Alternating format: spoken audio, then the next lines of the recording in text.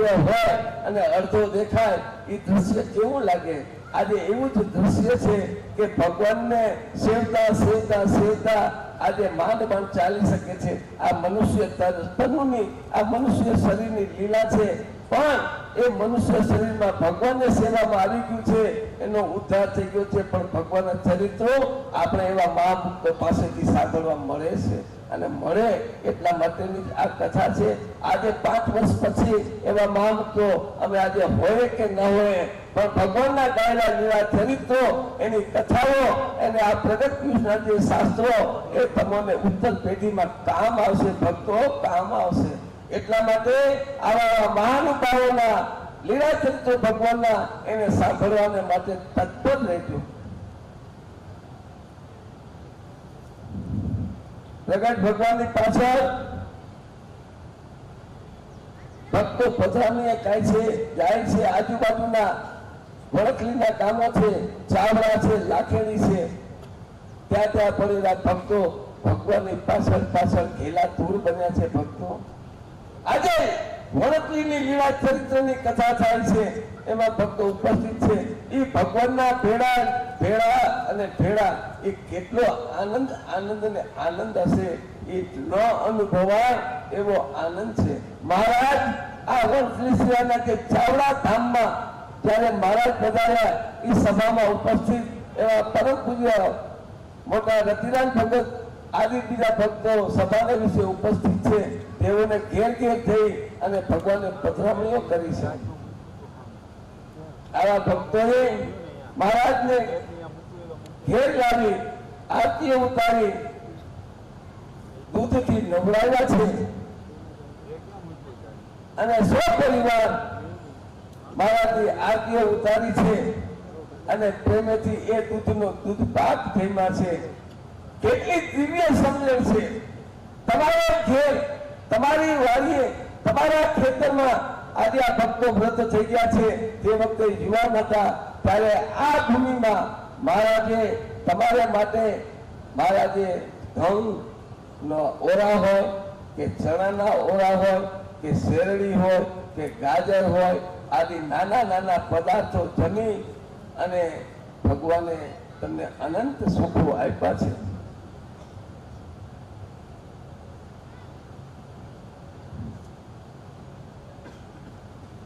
મહારાજે ત્યારે આમંત્રણ પત્રિકામાં વાંચ્યું ને કે 1964ની સાલમાં મૂર્તિ પ્રતિષ્ઠાઓ થઈ. તે સમયે પહેલા એક વખત સર્વ ભક્તો રામજી ભગત આદિ મહારાજને વાઘાનો શણગાર બનાવી જુનાગઢ જઈ મહારાજને વાઘા પહેરાવ્યા છે. તે સમયના ફોટા છે, ભક્તોએ જોયા છે. સમર્પિત મંદિરમાં જોજો, ચારે બાજુ જે ફોટાઓ છે એ ભગવાને સ્વયં ભગવાનના ભક્તોએ પાડ્યા છે. ત્યારે મહારાજે હાર પહેરાવ્યો છે ભક્તોએ ઠેઠ શિખાથી પગના ચરણ સુધીનો. ત્યારે મહારાજ બોલ્યા છે, ફૂલવાડી ધામમાં અનાદિ શ્રી કૃષ્ણ નારાયણ બિરાજમાન થશે ત્યારે મહારાજ કે આવા ચમત્કાર મહારાજ બતાવશે, ચમત્કાર થશે. ત્યારે આ ફૂલવાડી ધામમાં મહારાજની મૂર્તિ પ્રતિષ્ઠા વખતે જે ભગવાનને હાર પહેરાવ્યો, આપણે હાર પૂજારીથી પહેરાવે છે, ત્યારે કેટલો અહીંયા સુધીનો હોય, તૂટી સુધીનો ભાગ પણ મહારાજે વિસ્તાર વધારી એ હારને વધારી ચરણ સુધી લાવ્યો છે. એવા હજારો ભક્તોને મહારાજનો આ સાક્ષાત્કાર થયો છે. આ ફૂલવાડી ધામમાં મૂર્તિ પ્રતિષ્ઠા વખતે પણ આવા અનંત ચમત્કારો થયા છે. માટે આ ફૂલવાડી ધામની કથા તો વિશેષ છે, પણ ભક્તોનું સૂચન આવ્યું છે તો આપણે 5 મિનિટ પ્રગટ પિયુષની દ્વિતીય અધ્યાયની અમુક કડીઓનું વર્ણન કરીશું કે જેથી આ પ્રગટ પિયુષની કથાનો સાર આ સભાને વિશે જે 3 દિવસનો જે કાર્યક્રમ પ્રગટ પિયુષની કથાનું વર્ણન, તો તેના સારરૂપે આજે આપણે દ્વિતીય અધ્યાયની કથા કરીએ.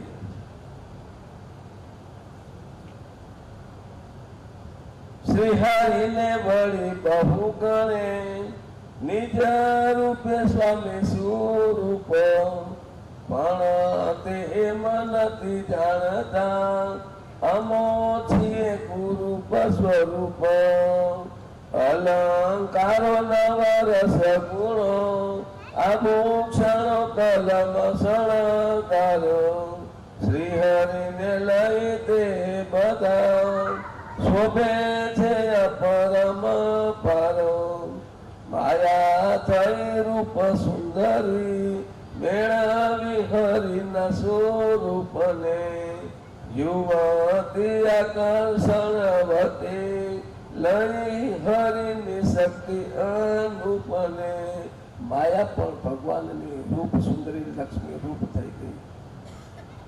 વાલા ભક્તો, આ ભક્તોની દિવ્ય સમજણ કેટલી છે. ભક્તો દુબઈમાં જાય, જે કંઈ કરનારને માટે પણ વસ્તુઓ લાવે ને તે મહારાજને પ્રથમ પહેરાવે, પ્રસાદીના કરાવે. એક ભગત ઘરના પોતાની પત્નીના બંગડીઓ લઈ ગયા. એ પ્રસાદીની બંગડી મહારાજની પાસે કરાવી. મહારાજે નિરખી અને મહારાજે પોતાના કંકણમાં કાનમાં ધારણ કરી. કાનના કંકણ કરી નાખ્યા. બંગડીઓને પ્રસાદી રૂપ થઈ ગયા. એના અનંત ફોટાઓ ભક્તો પાડ્યા. એક ભગત સોનાનું ચેન લઈ ગયા, મહારાજને પ્રસાદીનું કરાવ્યું. મહારાજ કે લે, આ તે હોનું તો લેવો, મેં પહેર્યું. હવે આમાં ને આ શરીરને આ સોનામાં કઈ ફરક છે? મહારાજનું શરીર એવું સોના વર્ણ હતું કે સોનું પણ એમાં એક રૂપ થઈ ગયું. માયા પણ રૂપ સુંદરી થઈ ગઈ. હરી વાણી પોરા સુતા ખાણી રે સુતી વેદયા કે બધે વખાણી રે હરી વર્ણ ને રસ તેને આવે રે રૂચાવો પર નવો પમે રે. આ મહારાજની વાણી જેવી છે. આ મહારાજની વાણી એવી છે. એ વાણી તો જાણી શકે આ ભગવાનના ભક્તો. અરે એને વેદ શાસ્ત્રો પણ જાણી શકતા નથી. માટે મહારાજને સ્વરૂપને એ શાસ્ત્રો વેદો પણ નતી નેતી નેતી કહી શકે છે કે હું નથી ઓળખ્યો, હજી નથી ઓળખાતું, હજી નથી ઓળખાતું, નથી ઓળખાતું, નથી ઓળખાતું, એનો કોઈ પાર નથી. તો એ ભગવાનને ઓળખે છે કોણ? તો કે આ મારા વાલા ભક્તો શ્રી હરિ સણાપતિ મંડળના ભક્તો જાણે છે, કાંઈક જાણે છે. નારદ ધ્રુવ મહારાજે લખી નાખ્યું છે. ભગવાનના અવતારોમાં કે થયેલા મુક્તો ભગવાનને ઓળખી ગયા, જાણી ગયા. એનો કાંઈક જાણે છે, નથી નતો અને પૂર્ણ રીતે જાણે છે. આ શ્રી સણાપતિ મંડળ સ્વામિનારાયણ અવતારમાં દાદા ખાચરની ભક્તિને મહારાજે વખાણી છે. દાદા ખાચરની ભક્તિ કેવી? સર્વાંગણ ભક્તિ. મહારાજ કે દાદા ખાચરથી પણ અધિક ભક્તિ આ શ્રી સણાપતિ મંડળના ભક્તોએ કરેલી છે. કેવી ભક્તિ? આત્મનિવેદી સર્વાર્પણ ભક્તિ. પોતાનો આત્મા સુધા સર્વસ્વ અર્પણ કરી દીધું, પણ આત્મા સુધા પણ ભગવાનને અર્પણ કરી દીધો. ગોપીઓથી પણ અધિક ભક્તિ કરનારું આ ભક્ત મંડળ છે. એટલા માટે તો મહારાજે કીધું છે કે વેદોથી પણ પાર ન પામી શકાય, વેદો પણ તેનો પાર નથી પામી શકતા. એવા શ્રી સણાપતિ મંડળના ભક્તો ભગવાનને ઓળખી કેવળ પૂર્ણ જ્ઞાન એક જ કે આ મારા ભગવાન છે, એ મને મળ્યા છે. આ મોટામાં મોટું જ્ઞાન. સૃષ્ટિ કરતારો લેતા પ્રભુને રે કાર્ય માટે પાસે રાખતીને રે ધરી પ્રસાદી તેની જમે પ્રીતે રે સૂર્ય ચંદ્ર તારા ગ્રહો પાસે રે બીજા વૃક્ષો મોટા વ્રતે જાય રે તે પણ અંતરવાસીની સહાય રે. ભગવાન તમારી પ્રસાદી જમે, તમારા જળ પીએ, રસ પીએ, ભોગ જમે, આદિ આદિ જે કઈ ભગવાનને ધરો એ ભગવાન જમે છે. અરે દેવતાઓને પણ ભગવાનની આવી સેવા નથી મળતી. એ ભગવાન સ્વયં તમારા માટે માગી લે છે. જોતા ખરા, માગી લે છે. પત્રોમાં ભક્તોને માટે લખ્યું છે, માગી લે છે. શા માટે માગે છે? ભગવાનને કઈ જરૂર છે? કાંઈ જરૂર નથી. પણ તમને ધામમાં અધિકારી રહેવાના પાત્ર થાઓ.